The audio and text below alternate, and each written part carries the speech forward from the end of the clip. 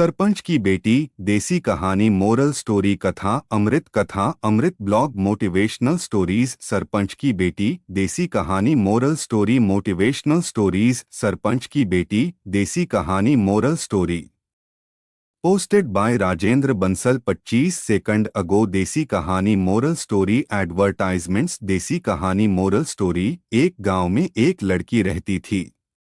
उसका नाम बिंदिया था। उसके माता पिता का देहांत हो चुका था। बिंदिया अपने चाचा चाची के साथ रहती थी। चाचा खेत पर काम करने चले जाते थे।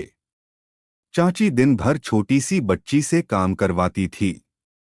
बिंदिया का बहुत मन था पढ़ने का, लेकिन उसके चाचा चाची उसे पढ़ाना नहीं चाहते थे कि कहीं पढ़ लिख कर वह कहीं चली न जाए। उन्हें मुफ्त की नौकरानी मिल गई थी। एक दिन बिंदिया घर का काम निपटाकर घर के बाहर खेलते बच्चों को देख रही थी। तभी बच्चे उसे साथ में खेलने के लिए बोलने लगे।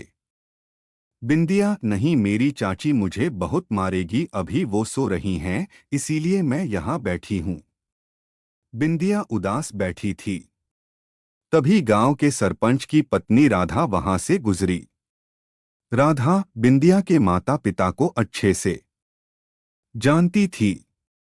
राधा, बेटी इतनी उदास क्यों बैठी हो, क्या बात है, तबीयत ठीक नहीं है क्या? बिंदिया, नहीं चाची, सब ठीक है। आप जाओ, अगर चाची ने आपसे बात करते देख लिया तो बहुत मारेगी। राधा, बेटी मैं किसी से नहीं डरती, तू चिंता मत कर, बता क्या बात है। बिंदिया राधा चाची को सारी बात बता देती है। अगले दिन गांव में पंचायत बैठती है और बिंदिया के परिवार को बुलाया जाता है। सरपंच, क्यों रे बदरी, तुझे और तेरी बीबी को शर्म नहीं आती इसी छोटी सी अनाथ बच्ची पर जुल्म करते हुए?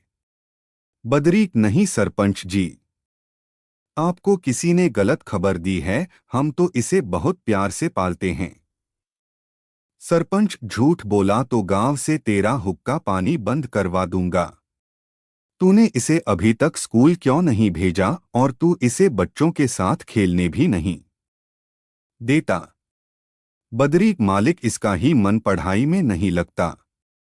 सरपंच, झूठ बोल रहा है, आज से पंचायत फैसला करती है कि इसे पूरे गांव में कोई भी सहारा नहीं देगा।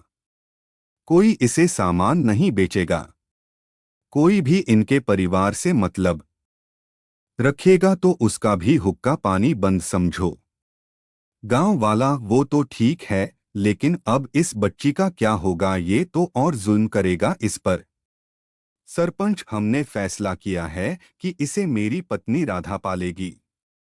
यह हमारे घर में रहेगी और स्कूल जाएगी। पूरी पंचायत में यह सुनकर तालियां बजने लगती हैं।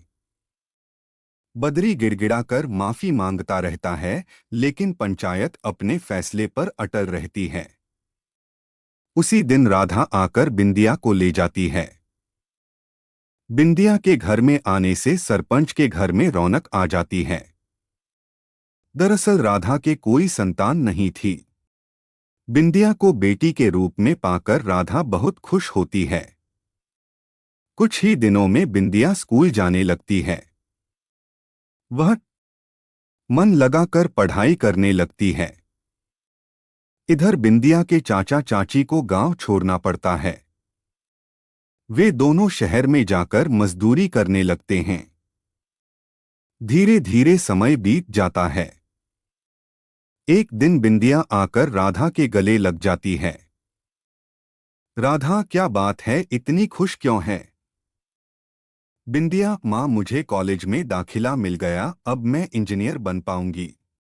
सरपंच और राधा बहुत खुश होते हैं। कुछ ही दिनों में बिंदिया शहर पहुंच जाती है। वहां वह मन लगाकर पढ़ाई करने लगती है। पढ़ाई पूरी होने पर उसे डिग्री मिल जाती है। कुछ ही दिनों में उसे एक कंपनी में नौकरी मिल जाती है। राधा को एक बिल्डिंग बनाने का प्रोजेक्ट मिलता है। एक दिन बिंदिया बिल्डिंग की साइट पर देखभाल कर रही थी। तभी पीछे से किसी ने उसे पुकारा। औरत, मैडम मेरे पति बीमार रहते हैं, उनकी देखभाल के लिए मैंने एक दिन की छुट्टी ली थी। यहाँ मेरी जगह किसी और को रख लिया, हम भूखे मर जाएंगे, मैं आगे से छुट्टी नहीं करूंगी। बिंदिया पलट कर देखती है तो वह बूढ़ी औरत को पहचान जाती है। यह उसकी चाची थी। उसी समय चाची बिंदिया के पैरों में गिर जाती है। मालकिन, मुझे काम से मत निकालो, मेरा पति मर जाएगा, हम भूखे मर जाएंगे। बिंदिया उन्हें उठाती है। बिंदिया, कहाँ हैं तुम्हारे पति, मुझे उनके पास ले चलो। चाची बिंदिया को लेकर पास ही में बने एक झोपड़े में ले जाती है। बिंदिया, क्या हुआ इन्हें? चाची, अरे उठो, देखो इंजीनियर साहिबा आई हैं।